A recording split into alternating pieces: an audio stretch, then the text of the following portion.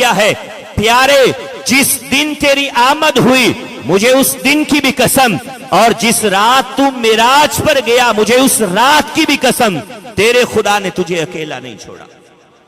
یعنی دوسرے لفظوں میں فرمایا کہ پیارے مجھے تیری میلاد کی بھی قسم مجھے تیری معراج کی بھی قسم تیرے خدا نے تجھے اکیلا نہیں چھوڑا.